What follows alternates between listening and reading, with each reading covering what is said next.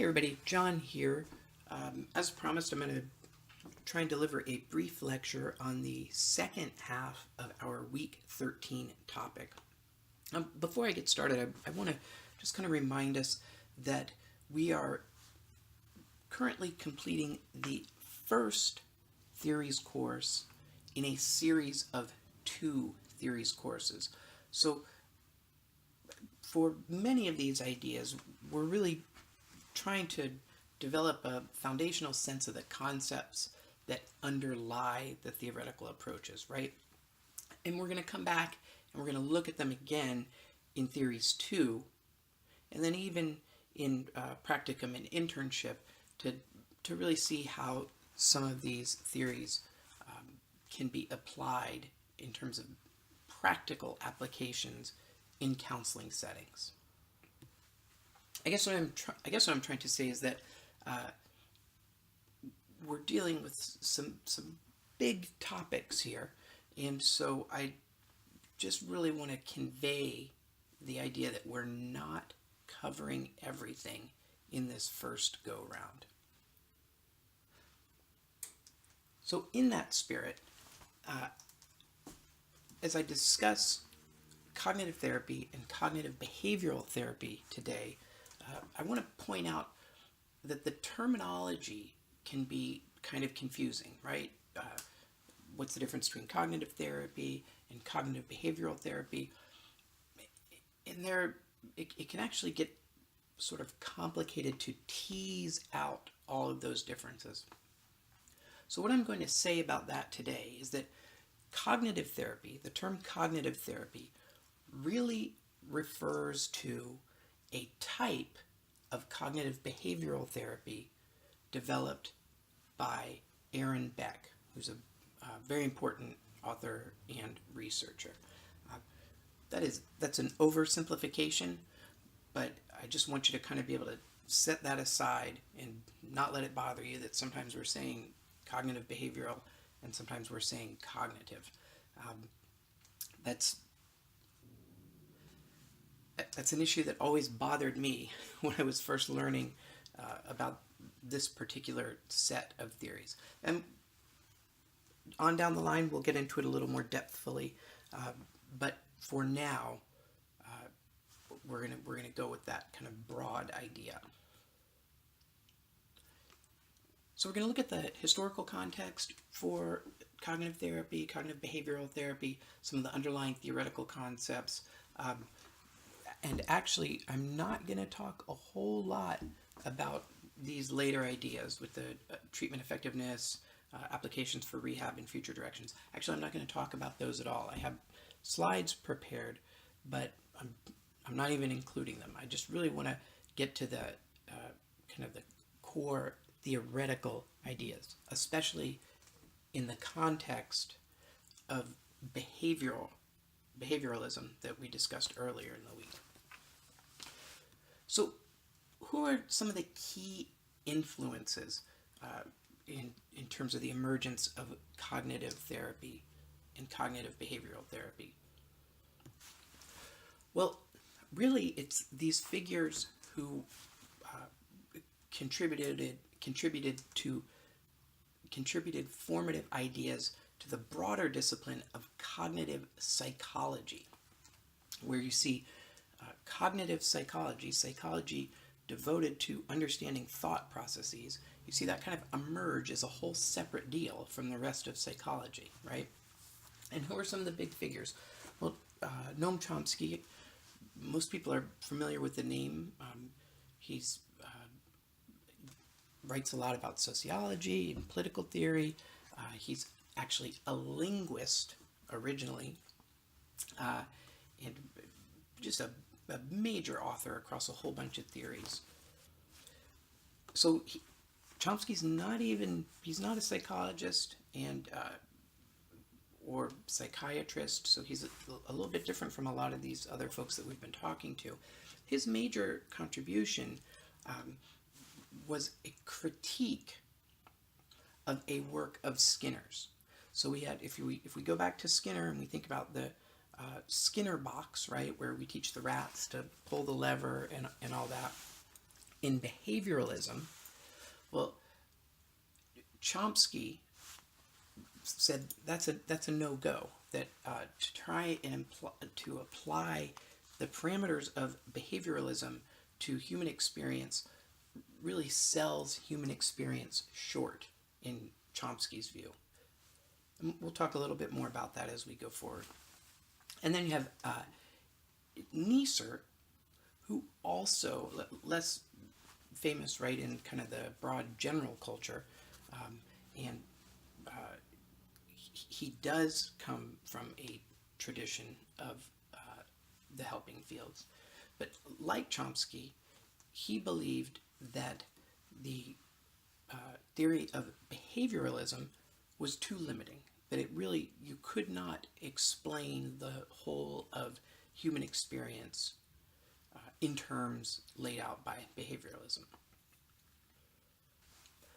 So how did Chomsky stumble on the ideas that informed his view of cognitive psychology? Well, he had this theory of syntax. And at the core of it, Chomsky's theory of syntax was the drive of it, the impetus of it, is that behaviorists cannot account for the ability to produce and understand new sentences, just fluid speech, in terms of behavioralism, right? That you can't explain how conversation and unique speech happens in terms that are provided by behavioralism. Chomsky actually talked about something called a language acquisition device. So this is like an innate kind of verbal capacity or verbal intelligence that people are born with in Chomsky's view. And so that diverges from behavioralism, where every action is merely a response or a reaction to stimulus in the environment. Chomsky said, you know what, actually, people are more than that. Behaviorism does not explain the whole of human motivation.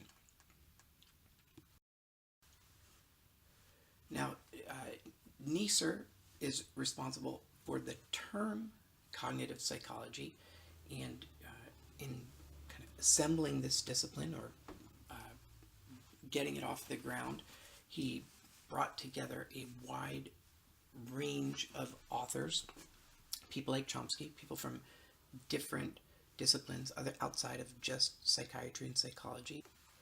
And what the theory of cognitive psychology tells us is that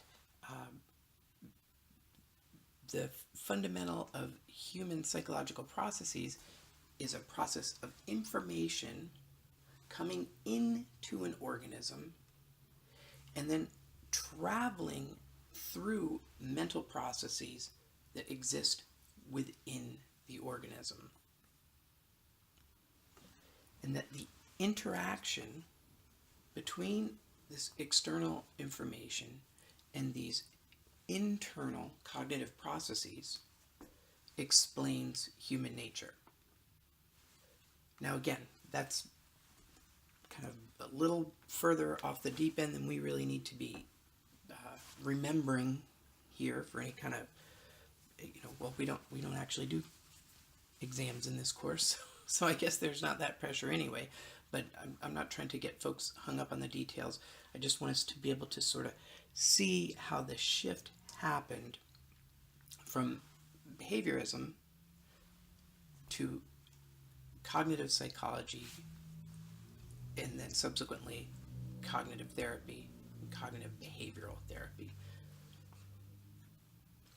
So with behaviorism, if we think back again to Skinner, the whole deal is you've got a stimulus, so something in the environment, an electric shock maybe, or bell or a pellet of food, and these stimuli produce responses, innately produce responses. It's just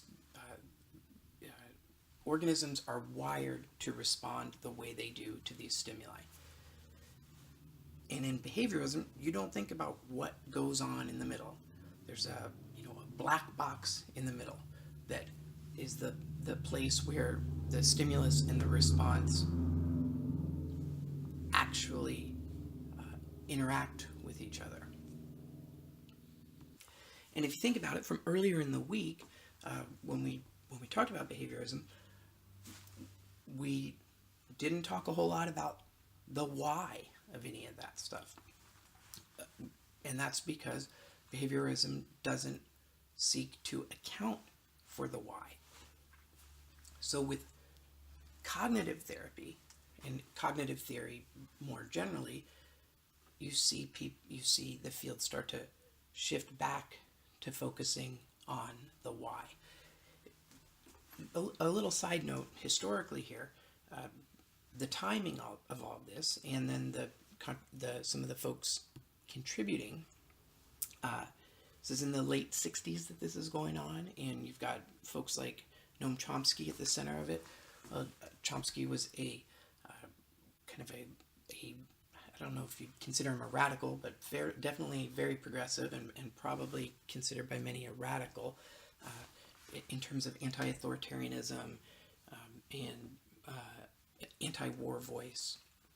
And so this shift away from behaviorism to cognitive processes is kind of very much in line with that school of thought. Behaviorism, you could see how it kind of lines up with an authoritarian viewpoint, right? We're not really concerned too much about why things happen. We're just concerned that they do happen and how to make them happen.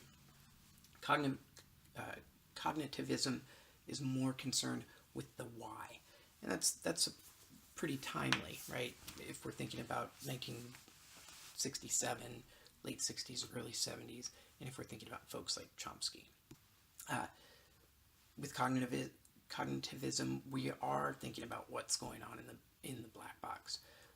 We are thinking about reaction time, accuracy, and how brain activity is happening, what kind of brain activity is happening during cognitive processes. And some of this research or interest in these ideas was furthered by technology that actually lets us successfully capture brain images, right? So that is really kind of the big piece that I wanted us to bite off there, is the difference between the cognitive approach that we're talking about now and the behavioral approach that we talked about at the beginning of the week. Now, how do these ideas, these cognitive ideas, influence therapy? So probably the biggest name associated with cognitive therapy and cognitive behavioral therapy, well, definitely with cognitive therapy, and then also with cognitive behavioral therapy, the biggest name is probably Aaron Beck. Now he's a professor at I want to say Penn State, but I'm wrong. It's University of Pennsylvania. He's still alive. He's like I think 95 years old. He was in fact a psychoanalyst as well. So he's a doctor, psychoanalyst in the kind of Freudian mode, and like many of the other big theorists, was studying in that Freudian line and came across some ideas that just did not jive with the Freudian school. So I'm going to post another little brief 10-minute video on Aaron Beck, interview or kind of a roundtable session he does with Charlie Rose, and that'll kind of fill out his perspective a little more, so you don't have to listen to me drone on about it. So a little bit of background stuff. This is not hugely important to our purposes, but kind of humanizes the guy a little bit. he joined the Department of Psychiatry at University of Pennsylvania in 1954 and is still associated with the university. The Beck Institute for Cognitive Therapy and Research is majorly kind of influential research apparatus. 500 articles and 17 books out there. Now you've probably heard about the Beck Depression Inventory. He has some other instruments that are still in wide use. So he's a pretty big deal guy. Some of his, actually meant to remove this slide because we haven't talked about all of these folks yet, but some of his influences were Alfred Adler, George Kelly, Karen Horney, and Albert Ellis. I'm going to leave that alone for now in the interest of kind of trying to keep this brief for you all. So the assumptions of cognitive therapy, and this applies to cognitive behavioral therapy as well, both models assume that experiences are active processes which involve introspection. So how's that different from behaviorism? Well, behaviorism kind of assumes that the response of pulling the lever, or if it's to get a pellet of food or stop the electric shock, that these responses are kind of just hardwired, that there's not a lot of cognition going along. Well, cognitive therapy says to the contrary, that any experience is an active process that involves introspection and cognition. Cognitions represent a synthesis of internal and external factors. So you can't really think about stimulus and response as sort of these separate but co-triggering kind of things, because really they're wrapped up with each other much more tightly than that. Situational appraisal is evident in cognition, so people are aware of their environments and they have varying levels of awareness in their environments. Cognitions, the ways that people think, reflect their configurations of themselves, of the world, of the past and the future. And so what is this saying? This is basically saying that the way I think about stuff is going to influence the way I engage stuff, right? If I come to, we'll pick work. If I come to work every day and I just think, oh, I've got the worst job, this is so horrible, well, that is going to impact the way that my day actually goes, right? If conversely I come to work and I think, boy, I'm really lucky to have a job, I can't believe I get paid to do something that's so interesting to me, well, that's going to have an impact on the way things go. And then sort of second to that, changes in those cognitions can have a material impact on mood and behavior, and of course then subsequently outcome. So when we're kind of scooting a little bit towards the clinical here, when we're thinking in a cognitive or cognitive behavioral frame, we're thinking about, this is kind of a snapshot of a formal process for case formulation that, again, I don't really want us to get hung up on the details. I want us to look at this and allow us to just kind of get a general sense of where these ideas are heading. But when we're thinking in that frame, we help folks identify lists of problems and concerns, or just identify their problems and concerns. We want to make hypotheses about the underlying mechanisms, about what might be causing these concerns. Is it kind of objective dynamics, or are their cognitive aspects. We want to look into and consider the relationship between people's beliefs and their current problems. We want to look at factors that precede current problems. We want to understand folks' background to the extent that it allows us to have a sense of their underlying beliefs. So cognitive therapy, unlike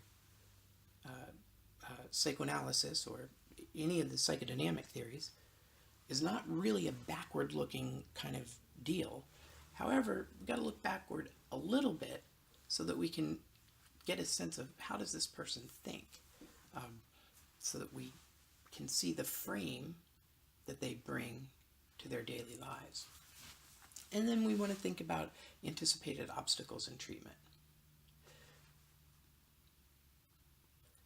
So this photo here is of Beck's daughter, and I'm spacing her name right this second. What the heck is her name again? Well, it's Dr. Beck also. I can't remember her first name. And she's gone on to be an important researcher in the field as well. And what she's saying here is a quote of hers, that the cognitive model proposes that distorted or dysfunctional thinking, which influence people's moods and behavior, well, this is common to all psychological disturbances. And that realistic evaluation and modification of thinking produces an improvement in mood and behavior. So what we're really talking about here at the core, and again, we're not getting too hung up on how do we do this in therapy and what are the applications, but we just want the kind of the big ideas. The main idea really is that the way we think about stuff influences the way that we feel about stuff. And the way that we feel about stuff in combination with the way that we think about stuff influences what we do. So what you end up with is this triad where thoughts and mood, or thoughts and feelings, thoughts and affective content, have this kind of reciprocal back and forth relationship. And then at the same time, mood and behavior and thoughts and behavior have these reciprocal relationships. So you get this process that can be kind of circular and going back and forth, where a mood can trigger certain thoughts, and then those thoughts can trigger certain behaviors, and then those behaviors in turn reinforce a mood or trigger a new mood. So you've got this kind of interactive system of these three influences. And it's through understanding all of these together that we get a sense of what human experience is and the relative adaptiveness or health of it, or maladaptiveness, and you could say pathology of it.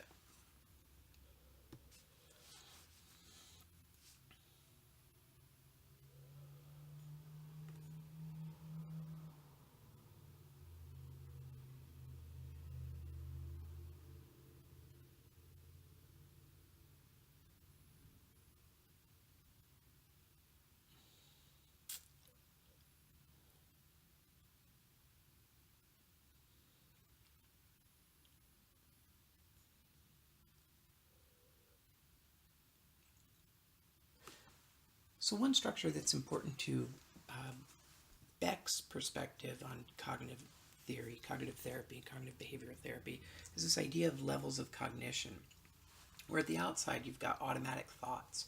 And these are words or images that maybe constantly go through a person's mind, kind of really rapidly based on certain situations, kind of superficial, impassing thoughts. Negative ones would be like, oh, I'll never accomplish this goal, or people think I'm unlikable or stupid, and they just go unquestioned and really quickly.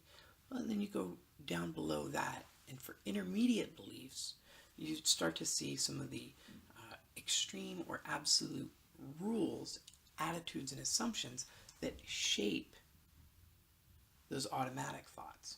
Um, for example, you might just assume that it's terrible to earn a B on a test.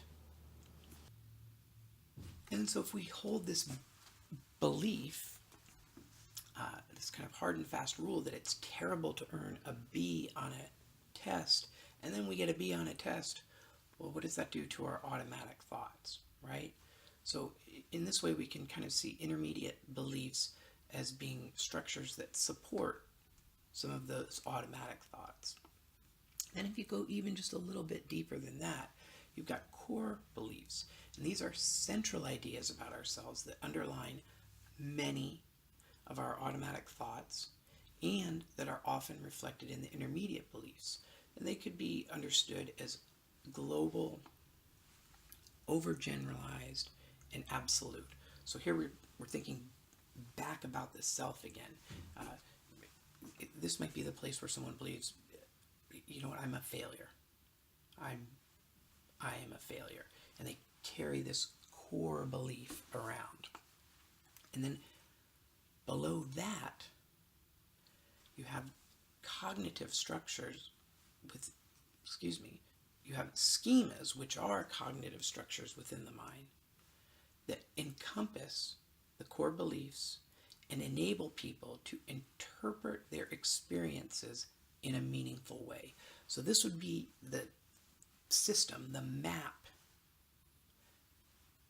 against which all of these other influences play out. And with cognitive therapy, in that context of thinking about the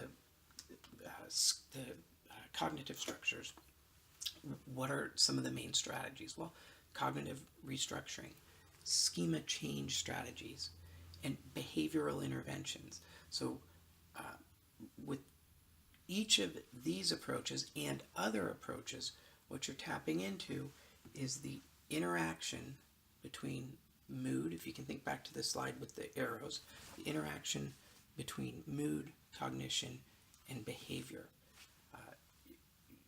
You will kind of size up the person's situation who you're trying to help and think, okay, well, where's the kind of the best place to jump on this merry-go-round and to start making some changes.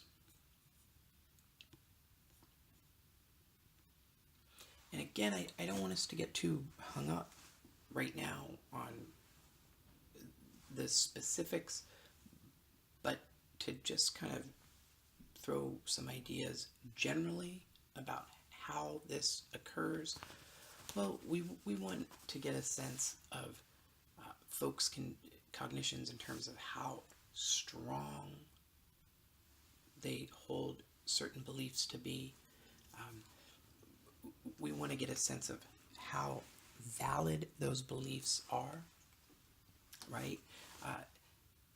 And how valid the individual believes they are. So if someone's walking around with maladaptive ideas about themselves that aren't true, how firmly are they holding on to those ideas? And then there are some specific kind of interventions or pieces of interventions, and we'll dig into these a little bit more, I think, probably next semester. Interventions geared towards helping folks tease their way through all of these cognitive processes, so we can help them label the processes that are getting them into trouble. So if someone's engaging in all or nothing polarized thinking, that's going to be problematic, right? If someone is engaging in overgeneralization, let's say I did get a B on my exam, and somehow then I decide that means I'm just not smart, period. Doesn't mean I didn't earn an A on that one slice of material means I'm not smart. Well, that would be overgeneralizing, right? Disqualifying or discounting the positive. Do we see folks as they kind of recount and observe their experience only noticing and crediting things that support a negative narrative about their life? We want to help folks see these processes as they go on. And we do this through different ways. Use of mental and emotional imagery, of cognitive rehearsal, so you help folks kind of practice the way that they're going to respond to situations that traditionally have given them difficulties. Exercises for thought stopping, so if there's a particular cognitive process that a person recognizes as frequently causing them trouble, helping them figure out a way to stop that process. Little tricks like diversions and distractions to kind of get the focus off of the negative and onto the less negative. Self-talk and affirmations kind of can often be the same thing, right? We can have this going, get this going through diaries, through working with folks to find alternatives to what they're already doing, to reframing situations, right? So a lot of times I think if we are looking at a situation that just seems horrible, well, if we can kind of shift our perspective about 90 degrees, we can see that maybe our assessment was a little catastrophizing, right? And so some of the interventions have a little bit in common with self-help, so bibliotherapy, prescribing readings to people that may help them reshape their thought processes, and then task assignments like homework are common across cognitive approaches. Again, 30 minutes, I'm sorry, it's a little longer than I'd hoped for, and this was the shortened version, I promise. What I want us to come away with is how the shift from behaviorism, keep throwing that extra, I want to throw that AL sound in there, the shift from behaviorism to a cognitive and cognitive behavior approach involves the interaction of feelings or mood or affective content, however you want to call it, thoughts and behavior, and the cycles that occur, and how that's different from straight behaviorism that hinges on stimulus response. And it's